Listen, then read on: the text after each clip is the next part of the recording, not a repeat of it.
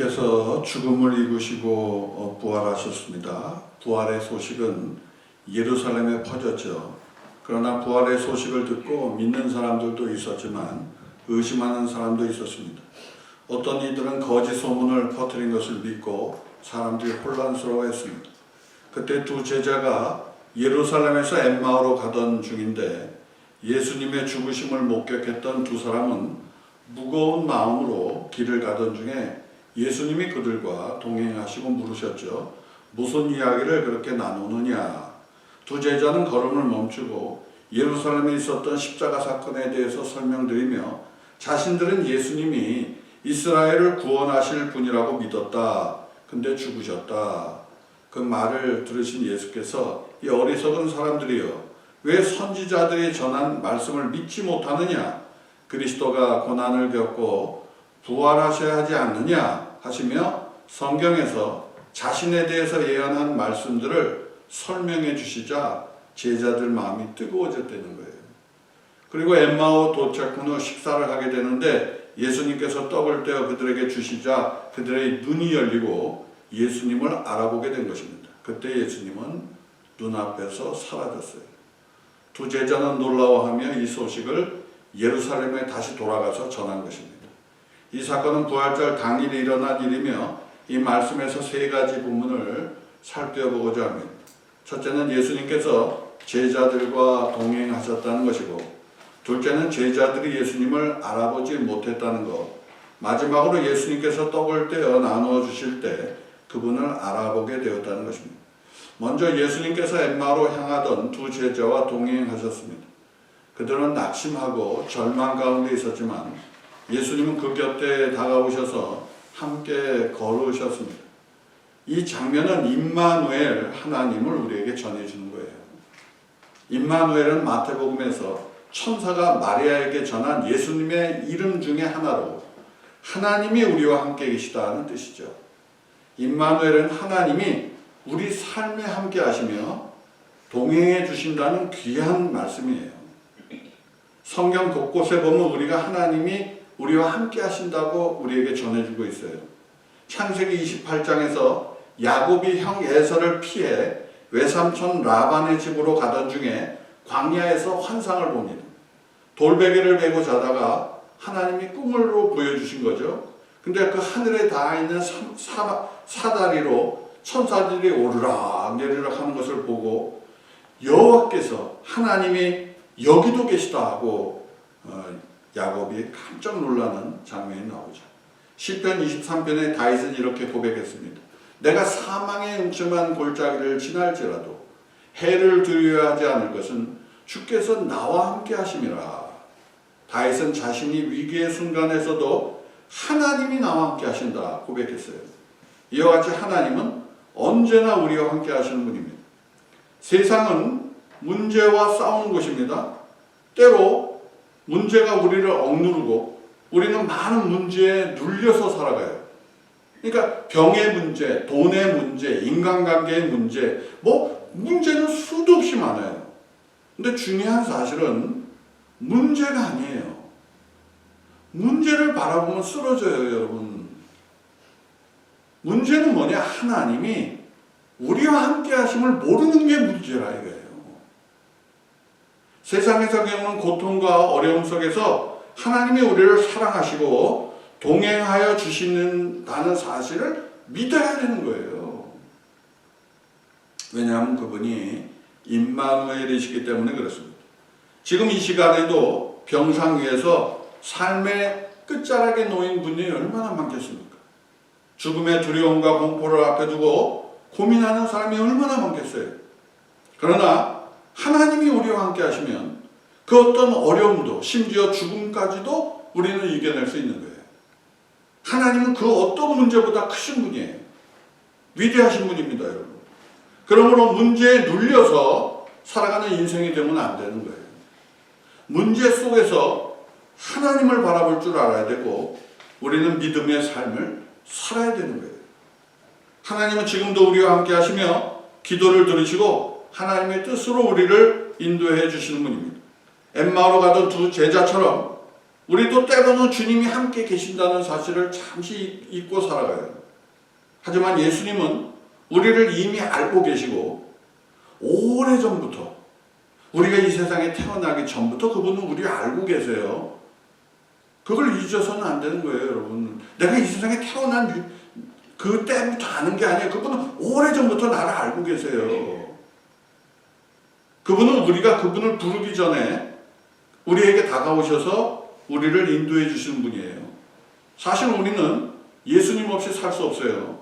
공기가 있어야 숨을 쉬듯이, 물속에 물고기가 살아야 되듯이 하나님은 우리 삶에 함께 하시는 분이에요. 하나님이 함께 하시면 그 어떤 어려움과 염려와 두려움과 심지어 죽음까지도 다 이겨낼 수 있는 거예요. 그것이 임마누엘 하나님에 대한 믿음이에요.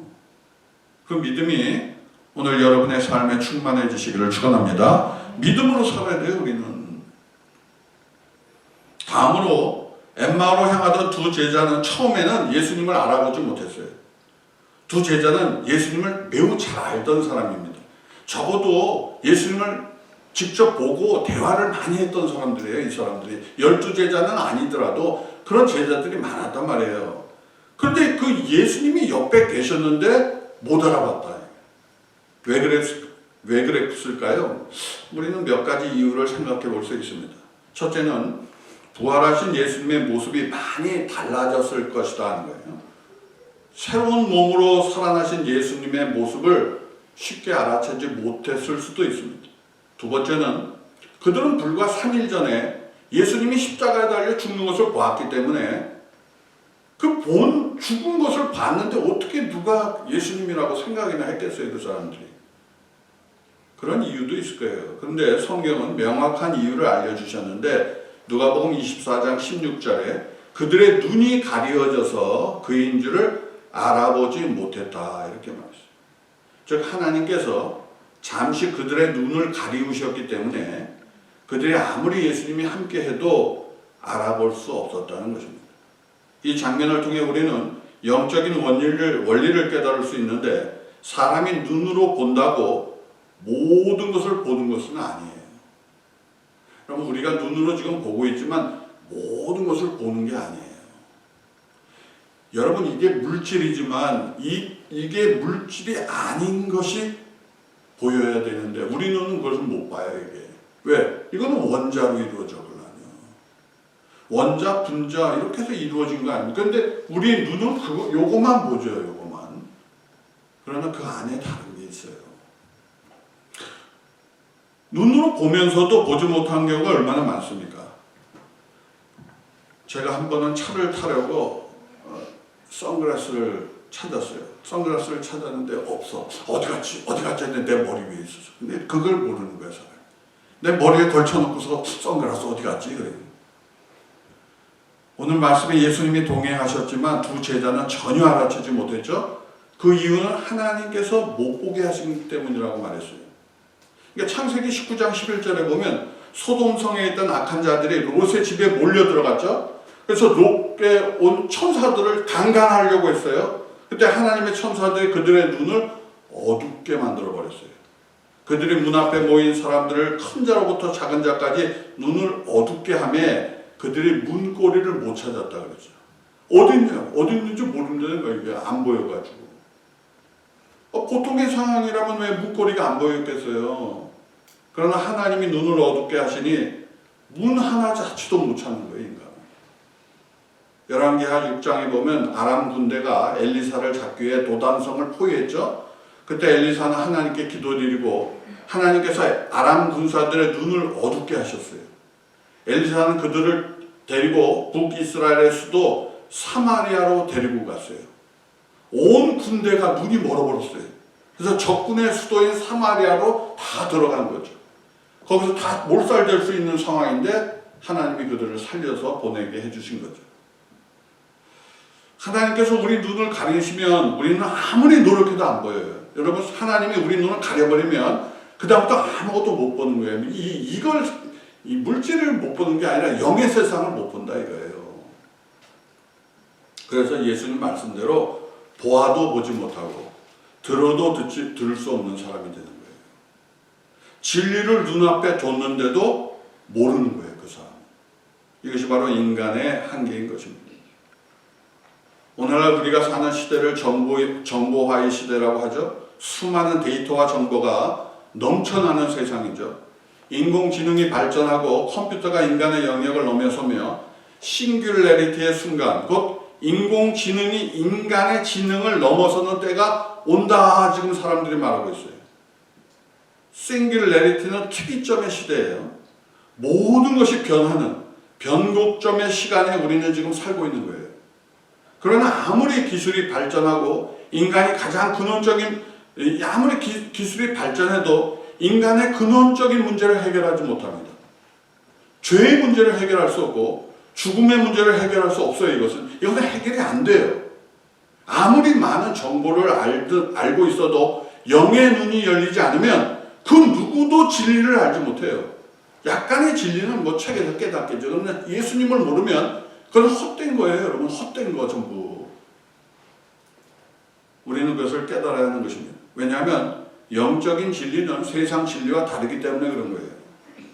그래서 우리는 어떻게 기도해야 합니까? 하나님, 저의 눈을 열어주세요. 이렇게 기도해야 돼요. 하나님의 사람이라면.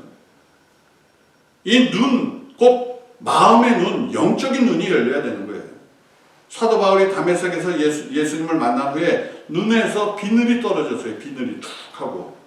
이 말씀은 그가 육신의 눈으로 살았던 사람이지만 하나님께서 영의 눈을 열어주셨다는 의미라는 거예요. 사랑하는 여러분, 눈이 가려지는 비극적인 삶을 살지 않도록 주의하시기 바랍니다. 난 놓고 기억자도 모르는 사람, 진리를 찾지만 진리 되신 예수님을 모르고 죽어가는 사람이 되지 않기를 바랍니다. 세상에 태어나는 것은 마치 영적인 장님으로 태어나는 것과 똑같습니다. 그 누구도 영적인 세상을 모르고 지금 살아가는 것입니다. 비록 교회에 나와서 하나님 말씀을 들어도 영의 눈이 띄어진다는 보장이 없어요. 그래서 어떤 사람들은 성경을 읽고 기도하고 예배 참석하고도 영의 눈이 닫혀서 다시 세상으로 돌아가는 거예요.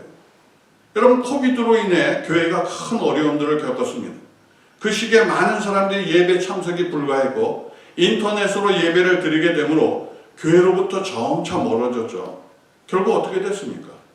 많은 분들이 교회를 떠나고 예수님을 떠났어요. 물론 교회를 안 다녀도 예수님을 마음에 품고 사는 사람이 있지만 그게 그리 쉬운 게 아니죠.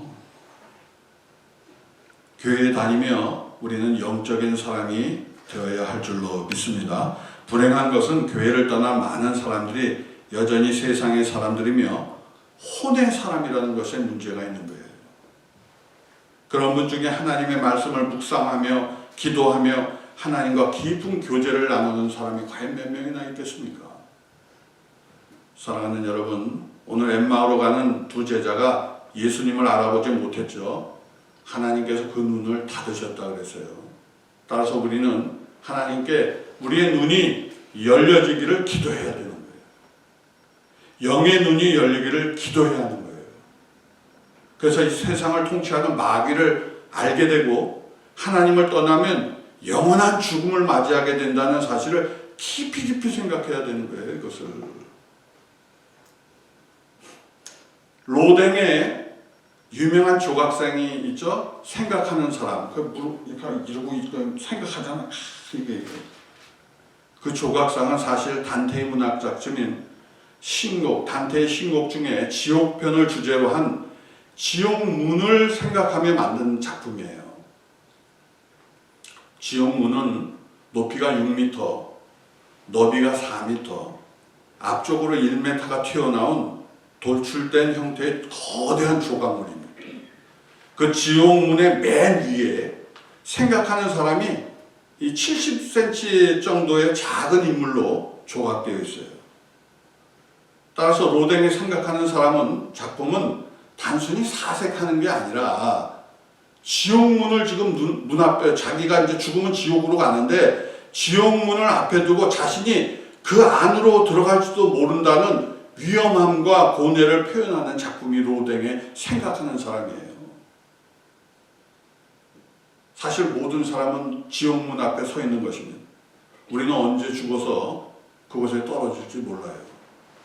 근데 일단 그곳에 떨어지면 다시는 못 나와요. 죽어서 우리가 느끼는 모든 고통을, 지금 여러분이 느끼는, 세상에서 느끼는 모든 고통을 거기서 느끼게 돼요. 근데 문제는 뭐냐? 영원히 못 나와요. 예수님은 우리가 그곳에 가지 않기를 바라시고 십자가의 아픔을 그분이 당해주신 거예요. 아니, 하나님의 아들이 이 세상에 와서 죽어줬는데, 그만큼 고통을 당하고 죽어줬는데 그분이 죽은 것을 가볍게 여겼다. 그건 대책이 없어요. 그런 사람은 더 이상.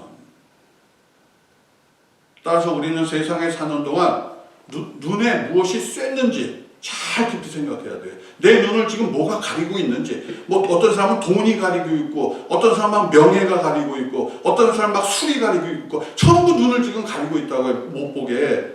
거기에 흘리면 그 사람은 죽는 거예요. 이제 가는 거.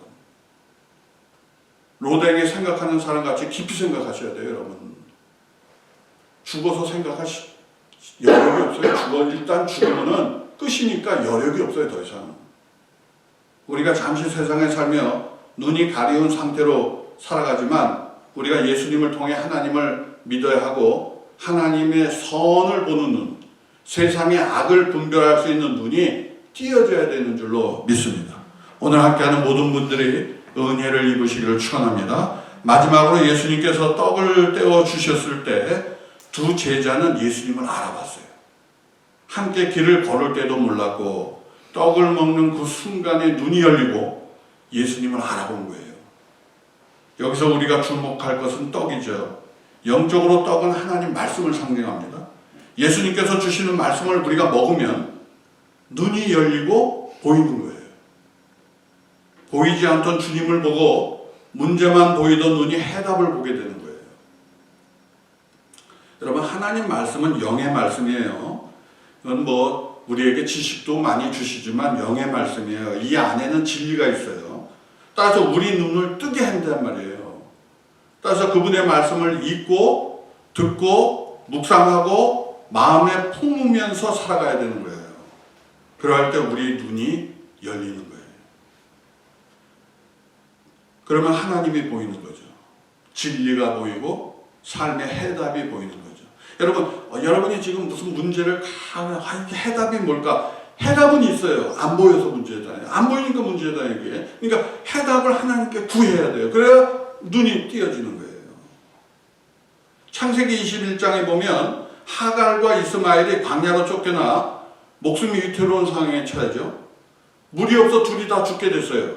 그때 하갈이 대성 통곡을 합니다. 우리가 여기 와서 죽게 됐다. 막 통곡을 해요. 그때 천사가 나타나서 그 여인의 눈을 열어줬어요. 그랬더니 오아시스가 보였어요.